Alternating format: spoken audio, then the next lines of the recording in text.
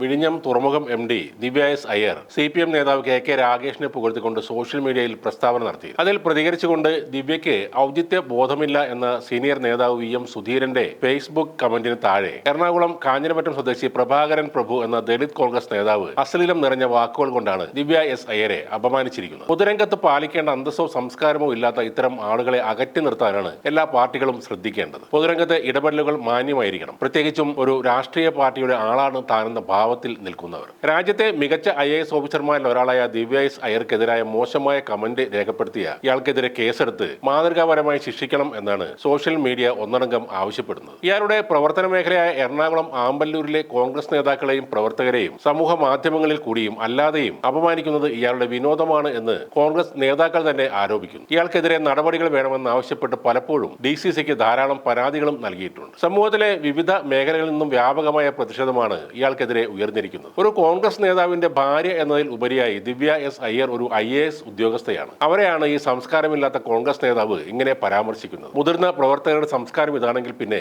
Cyber അണികളുടെ കാര്യം പറയാനുമില്ല. പ്രഭാകരൻ പ്രഭു എന്ന കോൺഗ്രസുകാരന്റെ പോസ്റ്റുകൾ മിക്കവാറും ഇങ്ങനെ തന്നെയാണ്. കൂട്ടത്തിൽ ദിവ്യ എസ് അയ്യരുടെ ഫോട്ടോകൾ ഇയാൾ പലതവണ പോസ്റ്റ് ചെയ്തിട്ടുമുണ്ട്. ഏതൊരു വ്യക്തിക്കും തന്റെ അഭിപ്രായം തുറന്നു പറയാൻ സ്വാതന്ത്ര്യമുള്ള ഒരു രാജ്യമാണ് നമ്മുടേത്. അപ്പോഴാണ് സ്വന്തം പാർട്ടിയുടെ തന്നെ ഒരു ഉയർന്ന നേതാവിന്റെ ഭാര്യയുടെ പോസ്റ്റിന് കീഴിൽ വന്ന് പ്രഭാകരൻ പ്രഭു എന്ന കോൺഗ്രസ് നേതാവ് ഇത്തരം അശ്ലീലം വിളമ്പുന്നു. ദിവ്യ എസ് അയ്യർ വിഴിഞ്ഞം സീപോർട്ട് CEO ആകുന്നതിന് മുമ്പ് പത്തനംതിട്ട ജില്ലാ കളക്ടറായിരുന്നു. അധികാരത്തിന്റെ യാതൊരു ഗർവും കാണിക്കാതെയായിരുന്നു കളക്ടർ എന്ന നിലയിൽ അവരുടെ പെരുമാറ്റം. നിലവിൽ ദിവ്യ എസ് അയ്യർ വിഴിഞ്ഞം സീപോർട്ടിന്റെ CEO ആണ്. ഒരു ഗവൺമെന്റിന്റെ ഭാഗമായി പ്രവർത്തിക്കുമ്പോൾ മന്ത്രിമാർ, അവരുടെ ഓഫീസുകൾ, അവിടെയുള്ള ഉദ്യോഗസ്ഥർ, ജീവനക്കാർ തുടങ്ങി എല്ലാവരുമായും നല്ല രീതിയിലുള്ള ഒരു ബന്ധമുണ്ടാകും. അങ്ങനെ ബന്ധപ്പെടുന്നവർ വ്യക്തിപരമായി സ്നേഹ ബഹുമാനങ്ങൾ കാത്തു സൂക്ഷിക്കുന്നവരും ആയിരിക്കും. അത്തരത്തിൽ തന്റെ തൊഴിൽ മേഖലയുമായി ബന്ധപ്പെട്ട് നിൽക്കുമ്പോൾ സഹപ്രവർത്തകരായിരുന്ന ആളുകൾ ചില സ്ഥാനങ്ങളിലേക്ക് വന്നാൽ അവരെ പ്രശംസിക്കുകയും അഭിനന്ദിക്കുകയും ഒക്കെ ചെയ്യും. അത് സ്വാഭാവികമാണ്. അതിനെ അനാവശ്യമായ വിവാദങ്ങളിലേക്കും വാദപ്രതിവാദങ്ങളിലേക്കും കൊണ്ടുപോയി ഒരു നല്ല